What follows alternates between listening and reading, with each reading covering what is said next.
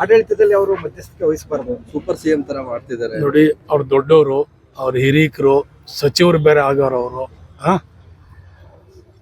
ಅವ್ರ ಮಟ್ಟದಲ್ಲಿ ಅವ್ರು ಮಾತಾಡ್ತಾ ಇದ್ದಾರೆ. ನಾನು ನನ್ನ ಕ್ಷೇತ್ರದ ಬಗ್ಗೆ ನಾನು ಗಮನ ಹರಿಸ್ಬೇಕೇ ಹೊರತು ಯಾರ್ಯಾರು ಏನೇನು ಹೇಳಿದ್ದಾರೆ ಅಂತೇಳಿ ನಿಮಗೆಲ್ಲ ಗೊತ್ತು.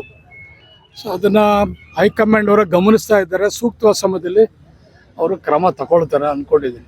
ಪಕ್ಷದ ವಿಚಾರದಲ್ಲಿ ಅವರ ಹಸ್ತಕ್ಷೇಪ ಸರಿ, ಆದ್ರೆ ಅಧಿಕಾರದ ವಿಚಾರದಲ್ಲಿ ಹಸ್ತಕ್ಷೇಪ ಮಾಡುವಂಥದ್ದು ಎಷ್ಟು ಸರಿ ಸರ್? ನೋಡಿ, ಮಾಡಬಾರ್ದು. ಅವ್ರು ದೊಡ್ಡವರು, ಅವ್ರು ತಿಳ್ಕೊಬೇಕು. ಅವರೆಲ್ಲ ಕೂಡ ಅವ್ರ ಸ್ಥಾನ, ಅವ್ರ ಗೌರವ ಅದೆಲ್ಲ ಅರಿತ್ಕೊಂಡು ಅವರೆಲ್ಲ ಮಾತಾಡ್ಬೇಕು. ಅವರೆಲ್ಲರೂ ಕೂಡ ನನ್ನನ್ನು ಕೇಳಿದ್ರೆ ನಾನೊಬ್ಬ ಸಣ್ಣ ಶಾಸಕ, ಚಿಕ್ಕ ಶಾಸಕ ನಾನು ಅಲ್ವಾ. ನನಗೆ ಆದಂತ ನನಗೆ ಮೊದಲೇ ಮಾತಾಡಬಾರ್ದು ನೀನು ನನಗೆ ವಾರ್ನ್ ಮಾಡವ್ರೆ. ಏನು ಮತ್ತೆ ಇನ್ನೊಂದು ನೋಟಿಸ್ ಬಂದದ್ದು, ಎಲ್ಲೋ ಮಾತಾಡದಂತೆ ಮತ್ತೆ ಇನ್ನೊಂದು ನೋಟಿಸ್ ಕೊಡ್ಸಾರ ನನಗೆ. ನನ್ನ ಮೇಲೆ ನಿಮ್ಮ ಅಭಿಪ್ರಾಯ ಶಾಸಕರಾಗಿ? ಹೇಳಿದ್ನಲ್ಲ, ನಾನು ದೊಡ್ಡವ್ರಿಗೆ ಹೇಳುವಷ್ಟು ನಂಗೆ ಶಕ್ತಿ ಇಲ್ಲ. ಅವ್ರು ದೊಡ್ಡವರು, ಅವ್ರು ತಿಳ್ಕೊಬೇಕು. ತಿಳ್ಕೊಂಡು ಮಾತಾಡಿದ್ರೆ ಸೂಕ್ತ ಅಂತ ನಾನು ಅನ್ಕೊಂಡಿದ್ದೀನಿ. ಅಕ್ರಮ ಆಗಿದೆ ಅಂತ ರಾಹುಲ್ ಗಾಂಧಿ ಅವರು ಹೇಳಿದ್ದಾರೆ. ನೋಡಿ, ಅದಕ್ಕೆ ಮಾದೇವಪುರದಲ್ಲಿ ಒಂದಷ್ಟು ಪ್ರೂಫ್ ಸಿಕ್ಕಿದೆ ಅಂತ ಹೇಳ್ತಾರೆ. ಅದರಲ್ಲಿ ವಿಶೇಷವಾಗಿ ನಮ್ಮ ಬೆಂಗಳೂರು ಗ್ರಾಮಾಂತರ ಇದರಲ್ಲೂ ಕೂಡ ಅನೇಕ ಅವ್ಯವಹಾರಗಳು ಆಗಿದೆ ಇದರಲ್ಲಿ. ಅದಕ್ಕೆ ನಮಗೆ ಸೋಲಾಗಿದೆ ಅಂಥೇಳಿ ನಮ್ಮ ನಾಯಕರು ಹೇಳ್ತಾ ಇದ್ದಾರೆ.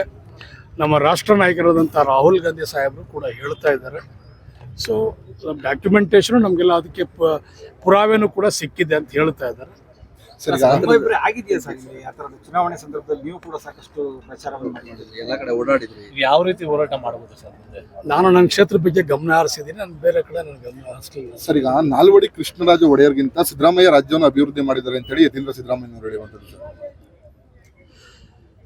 ನೋಡಿ, ಇವೆಲ್ಲ ದೊಡ್ಡ ದೊಡ್ಡ ವಿಷಯ ನೀವು ದೊಡ್ಡವ್ರಿಗೆ ಕೇಳಿದ್ರೆ ಒಳ್ಳೆಯದು. ನಾನು ರಾಮನಗರದ ಒಬ್ಬ ಶಾಸಕ, ಒಬ್ಬ ಸೇವಕನ ಕೆಲಸ ಮಾಡಬೇಕು.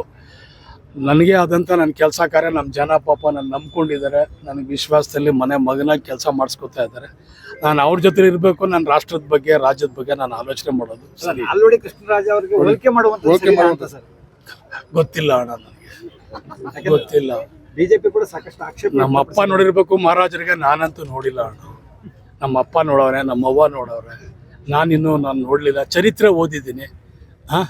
ಅವರ ದಾನ ಧರ್ಮ, ಅವ್ರು ಮಾಡಿದ್ದ ಕೆಲಸಗಳು ಇವತ್ತು ಸಾಕ್ಷಿ ಗುಡ್ಡ ಇರೋದು ನಾವು ಕಣ್ಣಿಂದ ನೋಡಿದ್ದೀವಿ. ಬೇರೆ ನಾನೇನು ವಿದ್ಯೆ ಕಲ್ತಿಲ್ಲ ನಾನು.